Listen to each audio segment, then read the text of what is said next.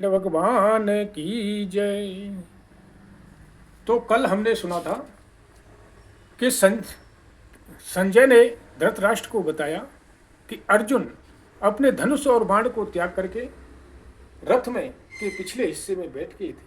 अभी आगे आज दूसरा अध्याय प्रारंभ करते हैं। तम तथा कृपयाभिष्ट मश्रुपूर्णाकुले क्षणम् विषीदन्तमदिं वाक्य मुवाच मधुसूदन।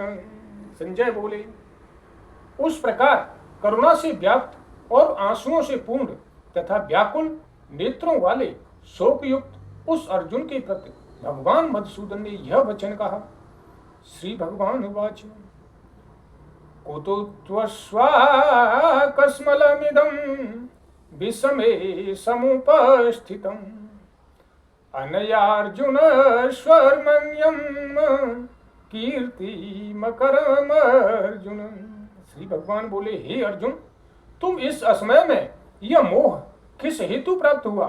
क्योंकि न तो यह श्रेष्ठ पुरुषों द्वारा आश्रित है, न स्वर्ग को देने वाला है और न कीर्ति को करने वाला ही है। क्लेब्यम आयुष्मगमः पार्थ ने तत्यदुतु पद्धति क्षुद्रम हृदय दौर्बल्यम त्यक्तोत्तिष्ठ परंतप।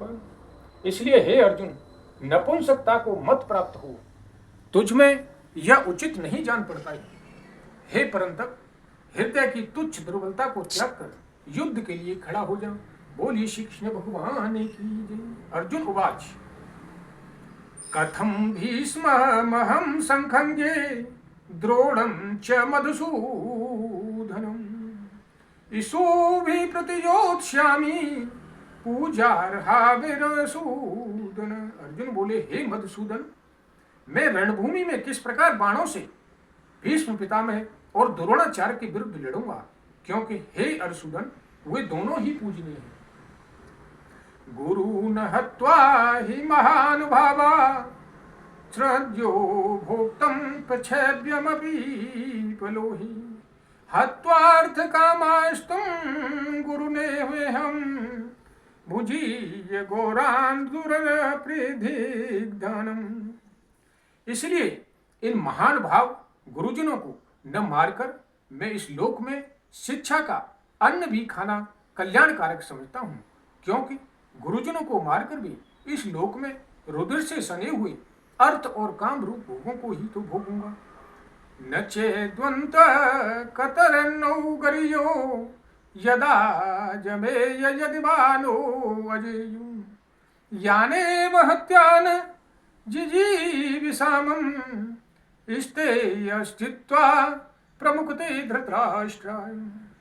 हम यह भी नहीं जानते कि हमारे लिए युद्ध करना और न करना, इन दोनों में कौन सा श्रेष्ठ है, अथवा यह भी नहीं जानते कि हम जीतेंगे या हमको वो जीतेंगे, और जिनको मारकर हम जीना भी नहीं चाहते, वे ही हमारे आत्मीय धृतराष्ट्र के पुत्र हमारे मुकाबले में खड़े हैं।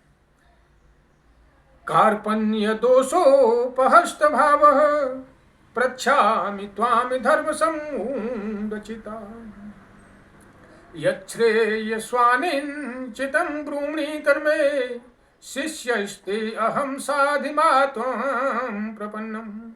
इसलिए कायरता रूप दोष से उपहत हुए स्वभाव वाला तथा धर्म के विषय में मोहित चित हुआ मैं आपसे पूछता हूँ कि जो साधन निश्चित कल्याणकारक है वह मेरे लिए कहिए, क्योंकि मैं आपका शिष्य हूँ। इसलिए आपके शरण हुए मुझको शिक्षा दीजिए। नहीं प्रपश्यामि मपानुद्या यच्छोकमुच्छोषणीमिन्द्रियाणाम् अवाप्य भूमावसन्नमृतं राज्यसुराणामपि चाधिपत्यम्। क्योंकि भूमि में निष्कंटक धन धान्य संपन्न राज्य को और देवताओं के स्वामी ने पने को प्राप्त होकर भी मैं उन शुभ उपाय को नहीं देखता हूं जो मेरी इंद्रियों के सुखाने वाले शोक को दूर कर सके। एव मुक्त्वा हसिकेशं गुडाकेश परन्तप न्यज्योत्यस्य इति गोविंद मुक्त्वा तूष्णी बभूव। संजय बोले, हे राजन, निद्रा को जीतने वाले अर्जुन अंतर्यामी श्री कृष्ण महाराज के प्रति इस प्रकार कहकर फिर श्री गोविंद भगवान से युद्ध नहीं करूंगा, यह स्पष्ट कहकर चुप हो गई। तमुवाच हसीकेशः प्रहसन्निव भारत सेनयोरुभयोर्मध्ये विषीदन्तमिदं वच। हे भरतवंती धृतराष्ट्र, अंतर्यामी श्री कृष्ण महाराज दोनों सेनाओं के बीच में शोक करते हुए उस अर्जुन को हंसते हुए से यह वचन बोले। श्री कृष्ण भगवान वाच, अशोच्यान्वर शोचन्त्यं प्रज्ञावादस्य भास्वे गतासु न गतासु चं नानुशोचन्ति पंडिता। श्री कृष्ण भगवान बोले, हे अर्जुन, तू न शोक करने योग्य है मनुष्यों के लिए, तू न शोक करने वाले मनुष्यों के लिए शोक करता है और पंडितों से बचनों को कहता है, परंतु जिनके प्राण चले गए हैं उनके लिए और जिनके प्राण नहीं गए हैं उनके लिए भी पंडित जन शोक नहीं करते।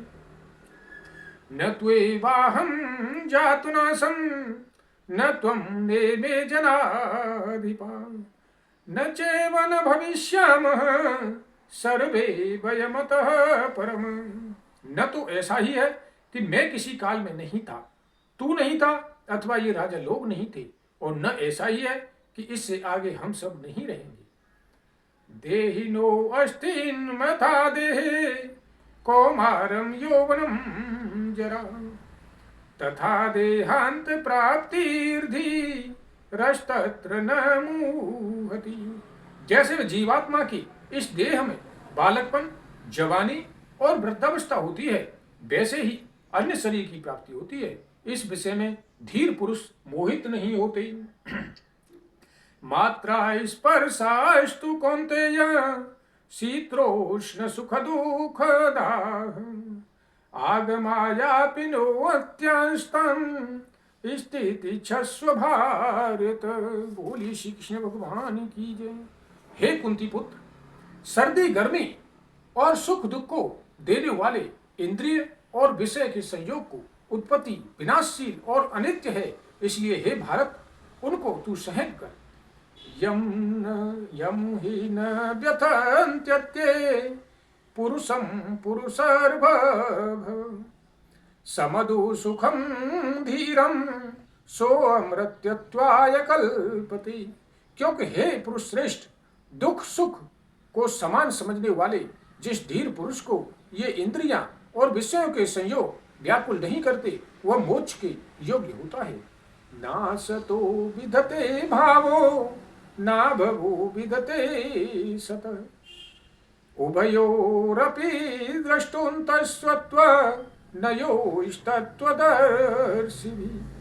असत वस्तु को सत्ता नहीं है और सत्य का अभाव नहीं है, इस प्रकार इन दोनों का ही महत्व तत्वज्ञानी पुरुषों द्वारा देखा गया है।